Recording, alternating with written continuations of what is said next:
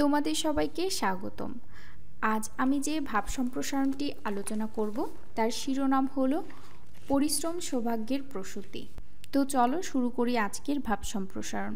মূল ভাব: পরিশ্রম সৌভাগ্যের জননী। একমাত্র নির্লস পরিশ্রম ও একনিষ্ঠ সাধনার দ্বারাই সৌভাগ্য অর্জন সম্ভব। সম্প্রসারিত ভাব: পৃথিবীতে ভালো কিছু অর্জন করতে হলে পরিশ্রমের বিকল্প নেই। কঠিন পরিশ্রমের মাধ্যমেই মানুষ বিরূপ ভাগ্যকে জয় করে সৌভাগ্যের অধিকারী হতে পারে।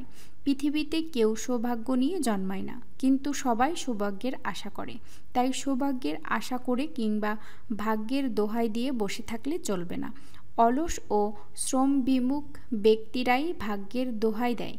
সৌভাগ্যকে শ্রমের মাধ্যমে করায়ত্ত করতে হবে। পৃথিবীতে সফল ব্যক্তি হিসেবে যারা পরিচিত, তাদের সাফল্যের পেছনে প্রধান নিয়ামক হিসেবে কাজ করেছে পরিশ্রম।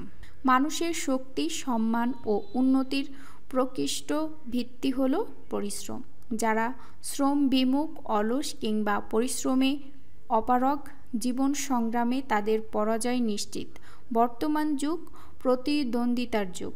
এই প্রতিদ্বন্দ্বিতার যুগে কঠিন পরিশ্রমের দ্বারাই কেবল মানুষ সৌভাগ্যকে ছিনিয়ে আনতে পারে, নতবা দুর্ভাগ্যে পতিত হয়ে ধ্বংসপ্রাপ্ত হয়। পৃথিবীর যেসব দেশ ও জাতি উন্নতির শীর্ষে অবস্থান করছে, সেসব দেশ ও জাতি শ্রমের উপর নির্ভর করেই সৌভাগ্যের সোপানে আরোহণ করেছে। জ্ঞানী মানুষ তাই পরিশ্রমকে সৌভাগ্যের প্রসূতি বলেন এবং পরিশ্রমের অমর্যাদা আত্মহত্যারই নামান্তর বলে গণ্য করেন। মন্তব্য: মানব সভ্যতার এই যে উন্নতি ও অগ্রগতি, তা মানবের সম্মিলিত প্রচেষ্টা ও পরিশ্রমের ফল। পরিশ্রম ব্যতীত কোনো ব্যক্তি এবং জাতি সৌভাগ্য অর্জন করতে পারে না। তাই সৌভাগ্যকে করায়ত্ত করতে হলে লক্ষ্য স্থির করে নিরলস পরিশ্রমে ব্রতী হতে হবে।